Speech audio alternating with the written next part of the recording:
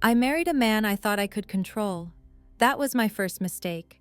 The second was believing the lie only went one way. Because by the time I discovered my husband wasn't an escort at all, and that he was one of the most powerful men in the country, I was already pregnant with his child, and too deep to walk away without losing everything. My name is Aurelia Wynter Hale, and the day I walked into that escort agency, I wasn't looking for love. I was looking for leverage. I told myself this wasn't desperation, it was strategy. Love had already proven itself to be a liability. Trust was weakness.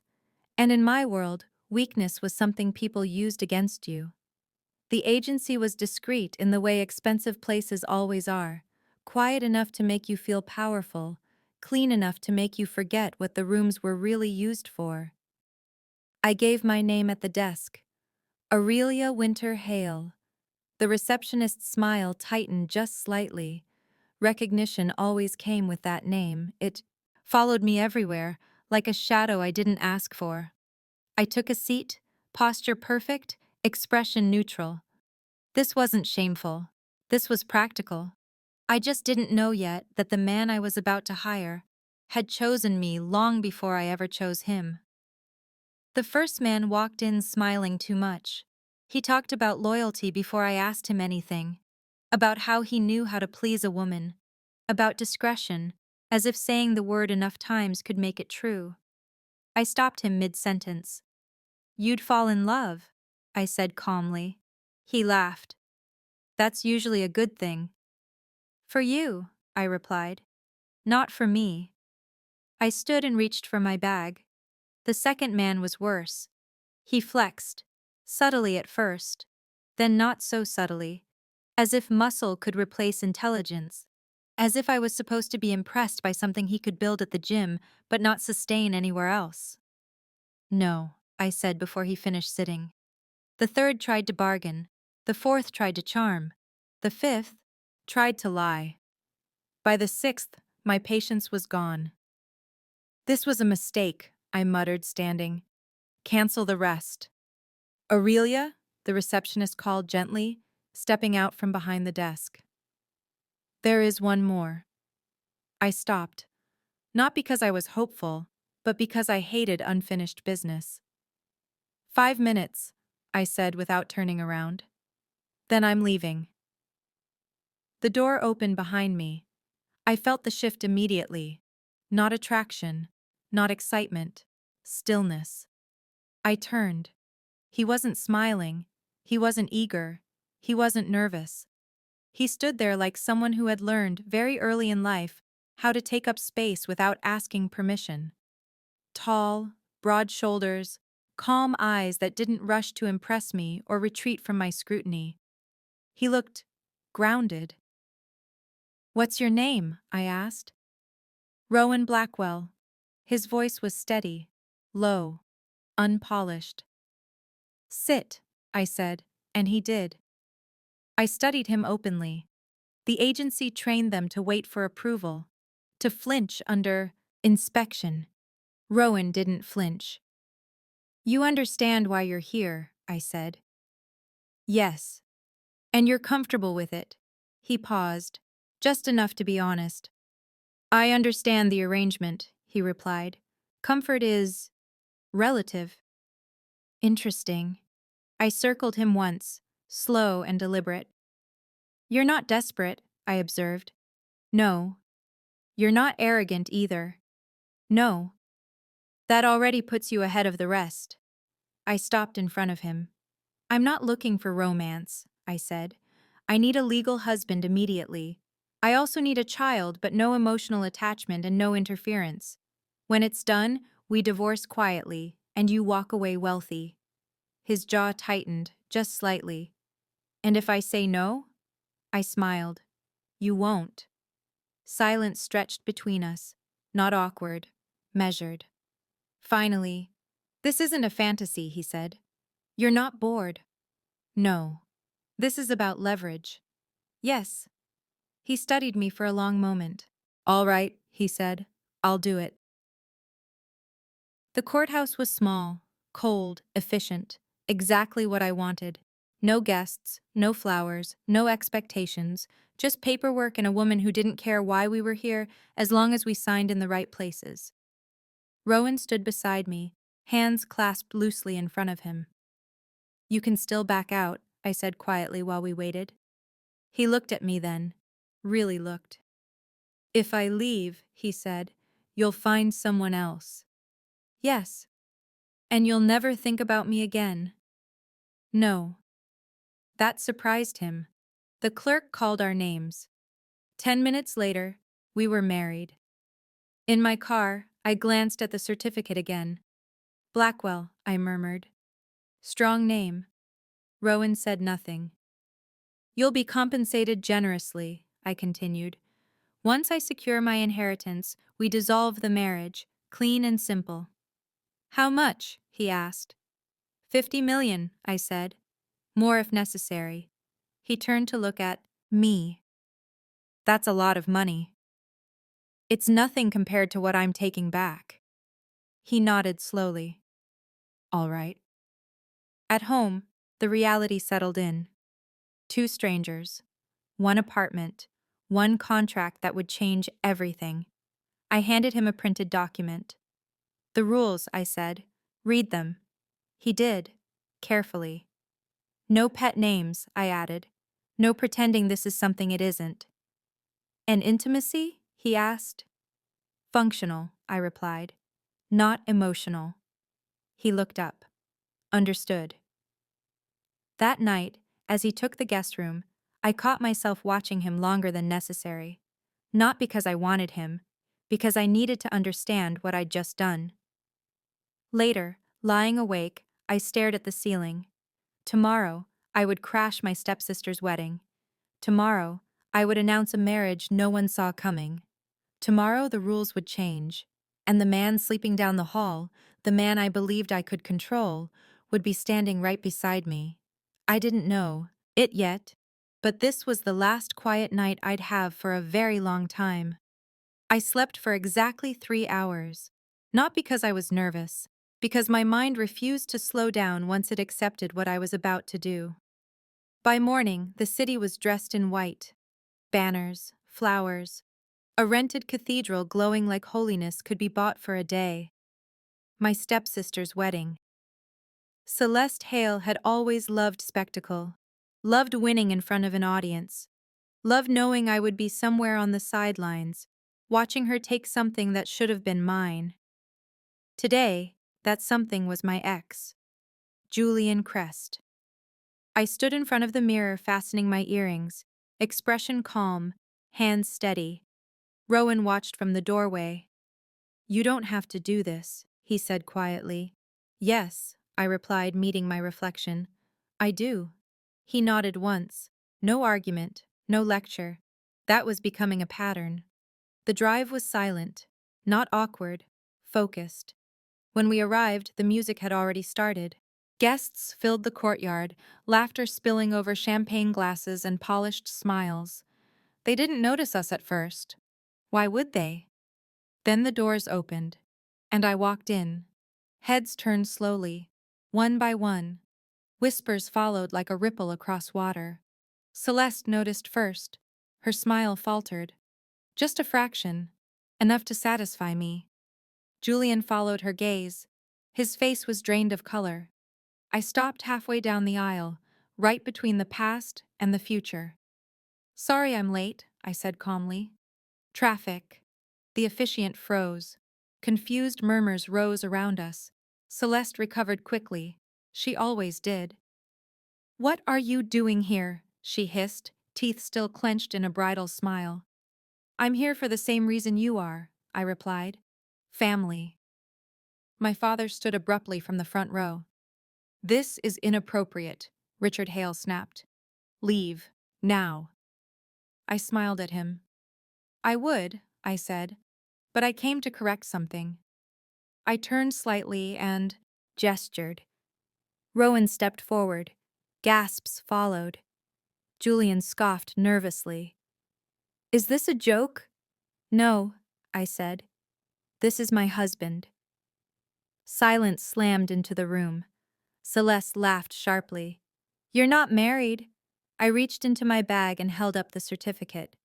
We were married yesterday. Courthouse. Efficient. The whispers exploded. My father stared at the paper like it had personally insulted him. That changes nothing, he snapped. The agreement was clear. First child. First married child, I interrupted. You said first to marry. His mouth opened, closed, shifted. Well, he said slowly, in that case, the first to produce an heir will inherit the company. There it was, the goalpost move, the final attempt to control me. I laughed softly. Of course, I said. You would. Celeste's grip tightened on Julian's arm. I stepped closer to her and held out a gift box. Congratulations, I said sweetly. For the honeymoon. She hesitated, then took it. Inside were silk-wrapped items. Her face went red.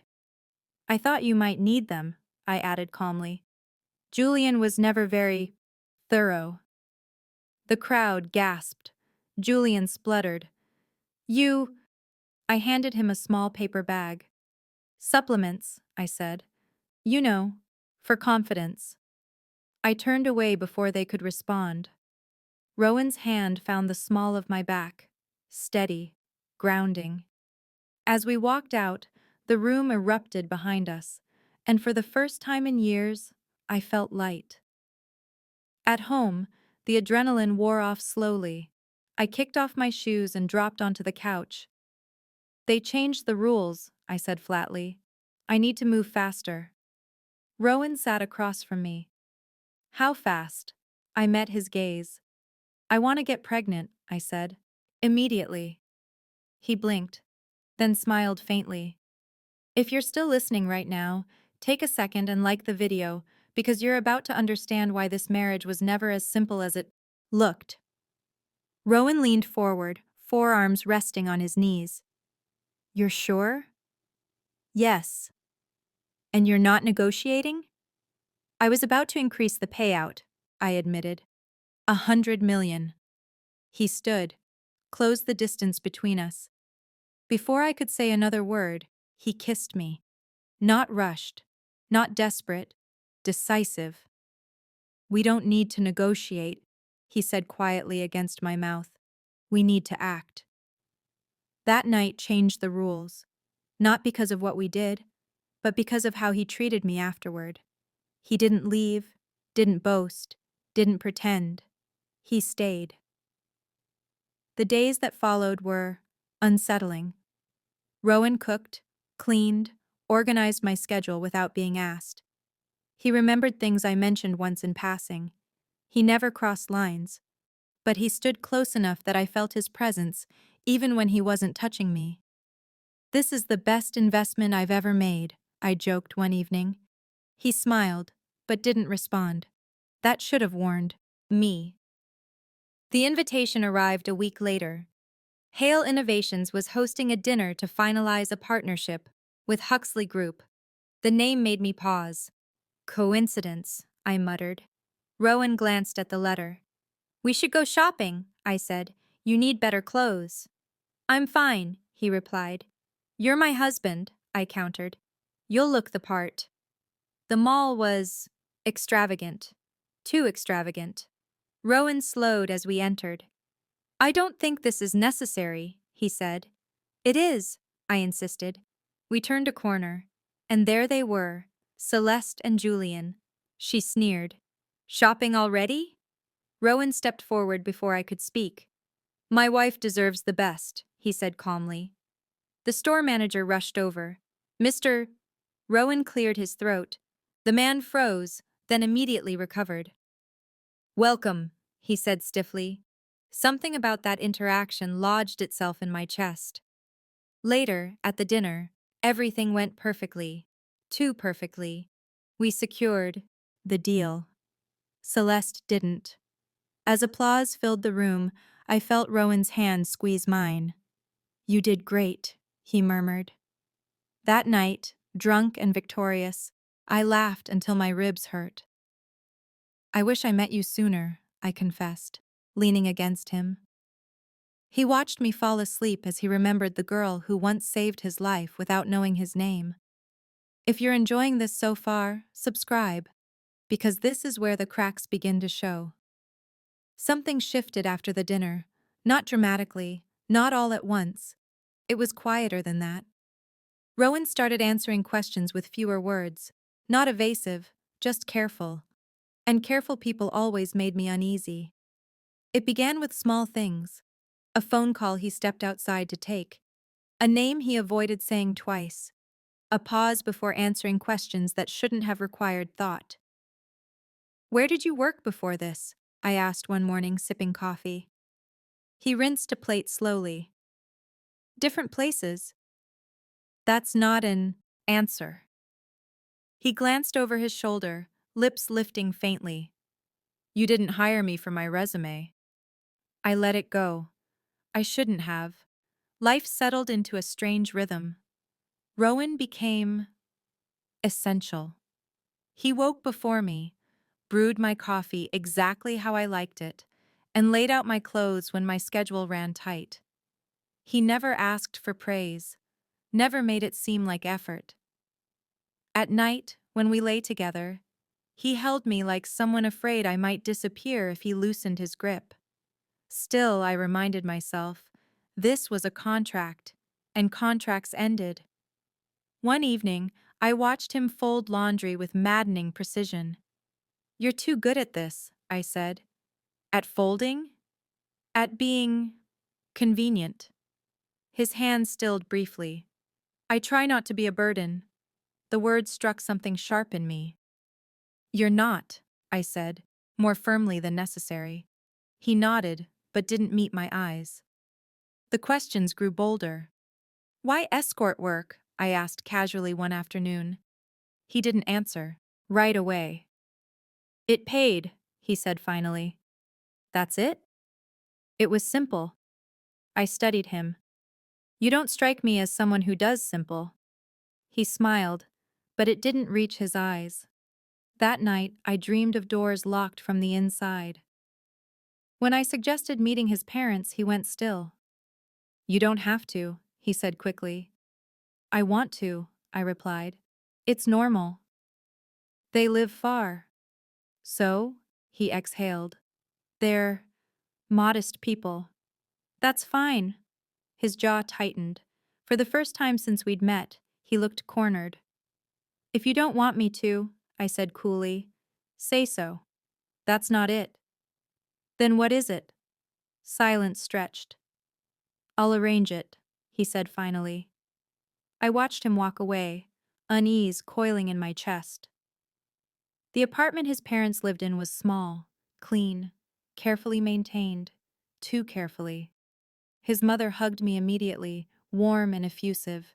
His father shook my hand with quiet pride. They were kind, very kind, and made me feel welcomed, and I loved every moment we spent with them. Later, on the balcony, Rowan stood beside me, the city glowing below. "I like you," he said suddenly. I turned, surprised by the bluntness. "I mean," he corrected, quieter, "I like you more than I planned to." I didn't answer. I kissed him instead. Not because I didn't feel anything, because saying it out loud would have made it real. The leak happened 2 days later. An email circulated during a leadership meeting, anonymous, short. "Did you know Aurelia Hale married an escort?" Attached were photos, blurry, damaging, intentional. The room buzzed. I felt my pulse pound behind my eyes. Celeste smiled. Julian smirked. I looked at Rowan. He stood, calm. "I'm her husband," he said evenly, "and you're discussing our private lives during a professional session." A few people laughed nervously. "I believe him," I said, my voice steady despite the cold creeping up my spine. The meeting adjourned early. In the car, I stared out the window. "You could have told me," I said quietly. "Told you what?" he asked. "That this would happen." "I wanted to protect you." "From what? The truth?" That night, I didn't sleep. The pressure from my father intensified. "You've embarrassed this family," he spat over the phone. "Get pregnant or get out."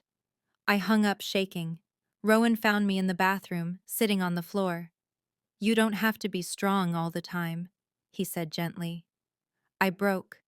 Years of restraint cracked open. I cried into his shoulder until my chest hurt. "I'm tired," I whispered. "I'm so tired." He held me like he was built for it. "I'm here," he said. "Whenever you need me." I pulled back slightly. "I need you now." There was no humor in my voice, no calculation. He searched my face. "You're sure?" "Yes." That night wasn't planned. It wasn't strategic. It was desperate and soft and frighteningly real. The dates followed. Not extravagant. Intentional. A quiet beach I loved as a child. A restaurant that had closed years ago but somehow reopened for us. A park bench where I once told my mother my dreams. "How do you know these places?" I asked, suspicion creeping in. He shrugged lightly. "You talk when you're not guarding yourself." That answer scared me more than a lie. If this story is pulling you in, please subscribe, because from here on, no one walks away clean. A week later, I stared at the test in disbelief. Positive. My hands trembled. Rowan lifted me off the ground, laughing.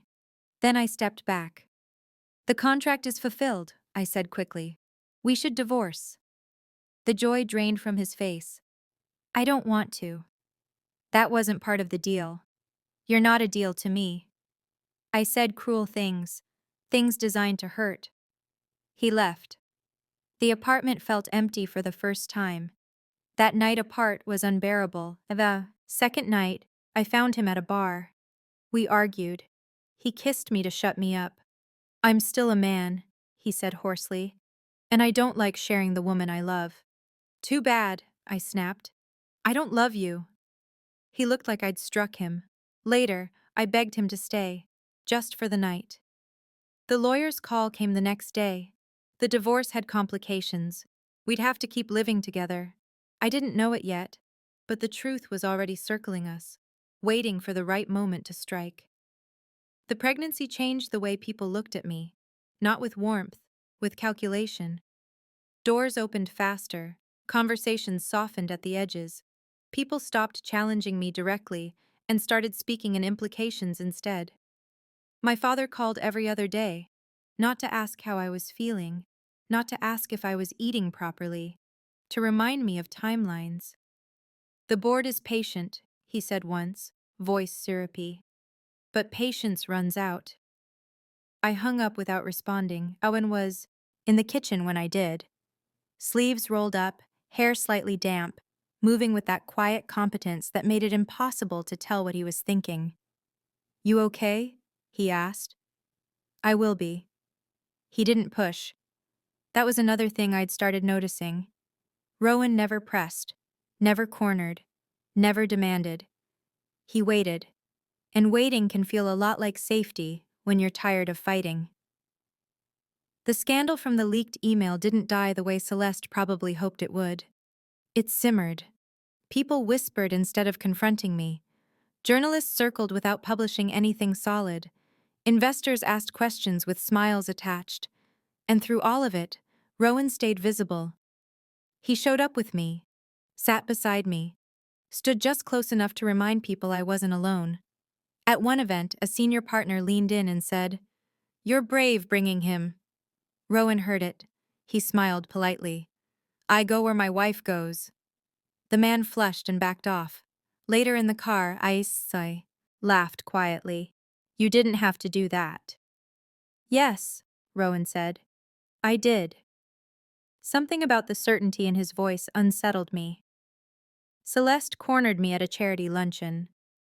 "Still pretending?" she asked, sipping champagne. "Still bitter," I replied. Her eyes flicked to my stomach. "How much are you paying him now?" I leaned closer. "Enough that he doesn't need your opinion," she smirked. "Men like that always leave." I smiled. Then you'll recognize the pattern. She walked away, furious. That night, Rowan cooked my favorite meal without asking. How did you know? I asked, watching him plate the food. He shrugged. You get quiet when you're stressed, and you stop eating. That wasn't something I remembered telling him. The more stable things felt, the more uneasy I became. Rowan's phone rang often now. He never hid it, never whispered, but he stepped outside to answer every time. Once, half asleep, I heard him say, softly, "Not yet." Another time, "I know the risk." I told myself not to imagine things. Still, I started noticing the pauses, the way certain names made him still, the way servers treated him with subtle respect, the way he navigated rooms like he'd memorized them before. I asked him about it one evening, casually. You move like you're used to being watched. He looked up from his book. You're imagining things. Maybe, I said, but I'm rarely wrong. He held my gaze for a long moment, then reached for my hand. You don't need to worry, he said quietly. I didn't pull away. That scared me more than suspicion ever could. My doctor appointment was the first time I let myself breathe. Everything was fine, normal, healthy. Rowan held my hand the entire time. In the elevator afterward, he rested his forehead briefly against mine. Thank you, he said. For what? For trusting me. I almost asked what he meant, but I didn't. The event that followed should have been simple. A formal dinner, media present, nothing personal. Julian showed up anyway. He looked thinner, edgier, desperate in a way that used to make me uncomfortable. I just want to talk, he said near the bar. No, I replied. He laughed bitterly. You think he's better? Rowan appeared beside me instantly. Walk away, he said to Julian. Julian scoffed. Or what? Rowan didn't answer. Security appeared seconds later. Julian was escorted out shouting, You don't know who he is! People stared. My pulse thudded. I turned to Rowan. What did he mean? Rowan's jaw tightened. He's angry, he said. People say things. I nodded, but doubt had already lodged itself somewhere deep. At home that night, I found Rowan on the balcony, staring out at the city. You ever regret this? I asked softly. He didn't turn around. No. Not even once? He shook his head. Never. I leaned against the railing beside him. I didn't plan to feel this way, I admitted. He looked at me then, carefully. I know. The honesty in that single word felt heavier than any confession. The next week passed quietly, too quietly. Then Elias showed up. He introduced himself as an old acquaintance, polite, well-spoken, eyes sharp. Didn't know you were married, he said to Rowan with a hint of amusement. Things change, Rowan replied evenly. Elias looked at me. You're impressive. Thank you, I said, uneasy. They spoke briefly, low voices, quick glances. After Elias left, I asked, Who was that? Rowan hesitated. A friend. I waited. He added, From before. That night, I couldn't sleep. The final straw came in the smallest way. A reservation. A restaurant booked under Rowan's name, one I knew required connections. How did you manage that? I asked lightly. He smiled. I asked. That answer didn't satisfy me, but I let it go, because part of me didn't want to know. I stood in the shower that night, water scalding, trying to quiet my thoughts. Rowan knocked once. Are you okay? Yes, I lied. I watched the steam fog the mirror. For the first time since this began, I wasn't afraid of losing control. I was afraid of losing him, and I didn't yet know what that fear was going to cost me. The first article dropped on a Tuesday morning. It didn't name me directly. It didn't have to. Anonymous sources question the integrity of Hale Innovations' leadership following rumors surrounding the CEO's marriage. I read it twice, calmly. Then I closed my laptop and went to work. Rowan was already awake, coffee waiting, breakfast plated. "You saw it," he said quietly. "Yes. I can handle this," he added. I looked up. "No, I will." That surprised him. It surprised me too.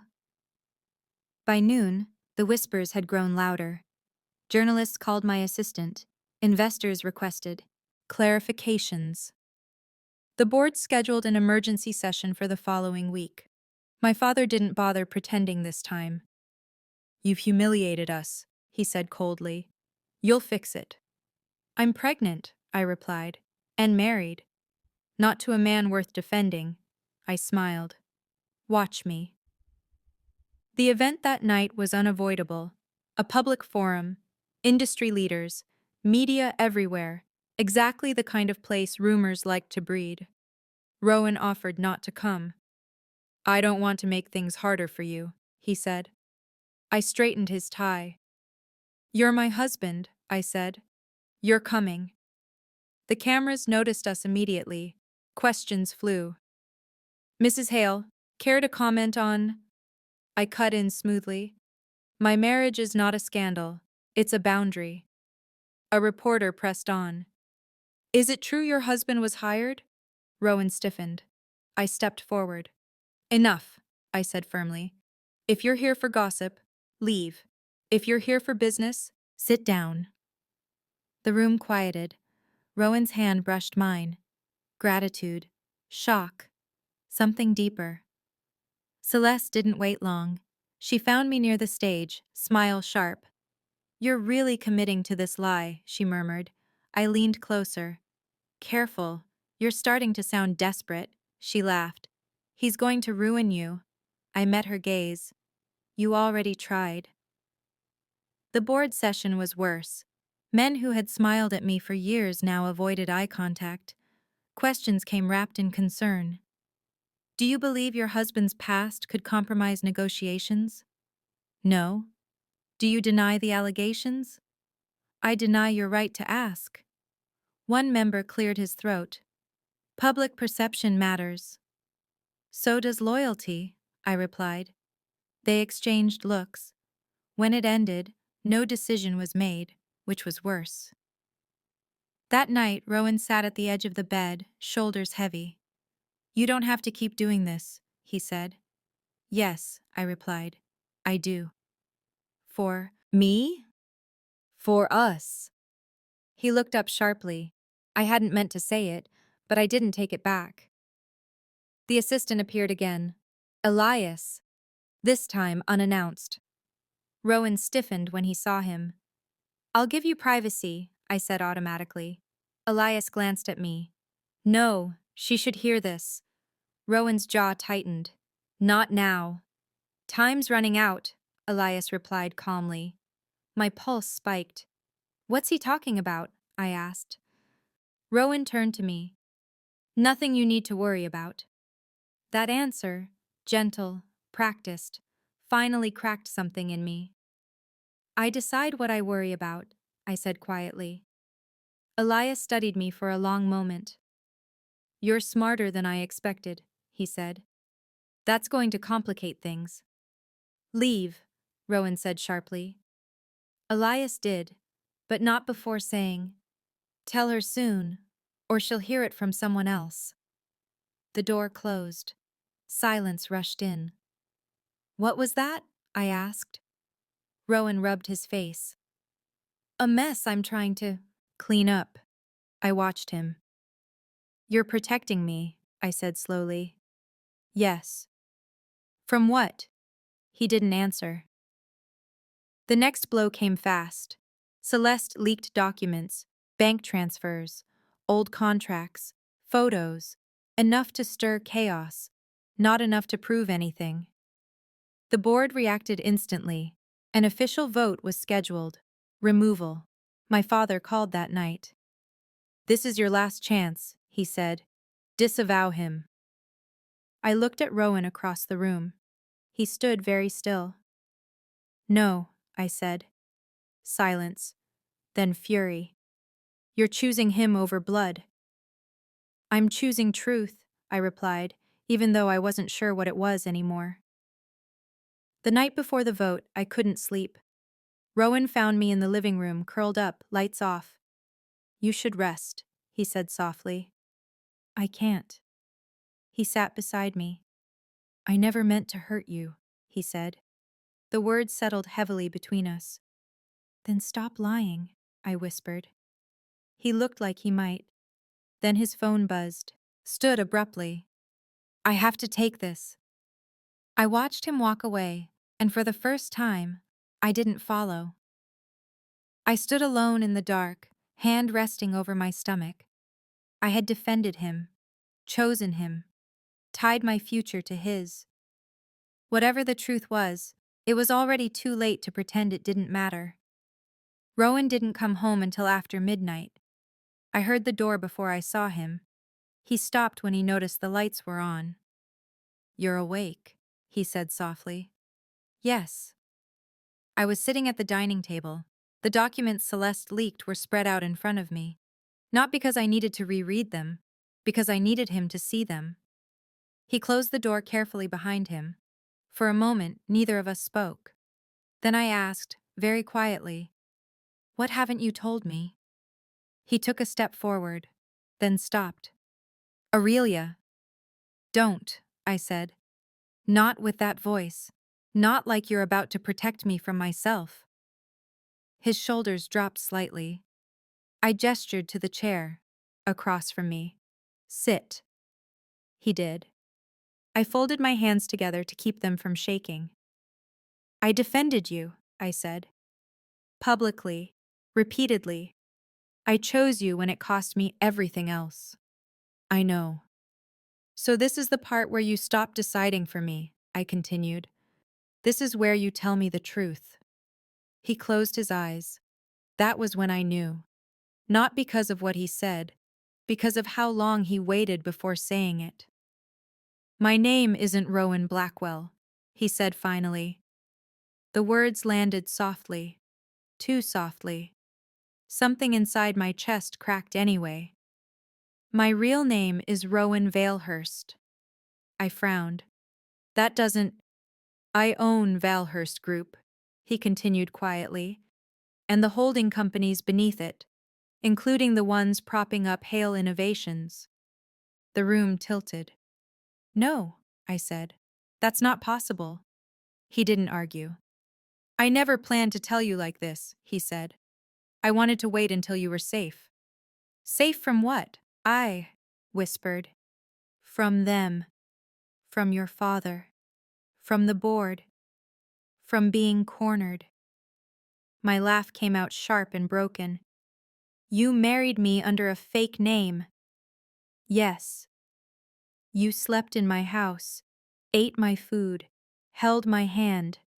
Yes. And you thought this was protection? My voice rose despite my effort to keep it steady. This was control. He flinched. I heard you, he said. Years ago, in the hospital. I froze. You were crying, he continued. You were holding your mother's hand. You said you'd never let love make you weak again, that you'd rather marry someone you could control than let another powerful man ruin your life. My breath hitched. I was there, he said. Bleeding. You saved me. You don't remember. The silence between us grew heavy. I didn't choose you because I could control you, he said. I chose you because I already loved you, and I was afraid that if you knew who I was, you'd never let me close. Tears blurred my vision. So you lied. Yes. So every contract, I said hoarsely, every door that opened. I influenced outcomes, he admitted. But I never forced your success. You earned every inch of it. I stood abruptly, chair scraping loudly against the floor. "You don't get credit for not ruining my life," I said. "You don't get to decide what truths I can handle." He rose slowly, carefully. "I know." I pressed a hand to my stomach, breathing hard. "Do you know what hurts the most?" I asked. "Not that you're rich, not that you're powerful." He waited. "That I trusted you," I said. "And you let me look stupid doing it." His face crumpled. "I never wanted you to feel small." "But I do," I said. "I feel exposed, manipulated." I stepped back. "I need you to leave." He looked at me like I'd struck him. "Aurelia, leave," I repeated. "Not because I hate you, but because if you stay, I won't survive this." He nodded once. That hurt more than an argument would have. He packed quietly, methodically. When he reached the door, he turned back. "I love you," he said. That part was never a lie. I didn't answer. The door closed. I slid down against the wall and sobbed until my chest ached. The days that followed were hollow. The board postponed the vote, citing instability. The media spun theories. Celeste basked in the chaos. And Rowan was gone. I slept poorly, ate less, thought too much. At night, I replayed everything.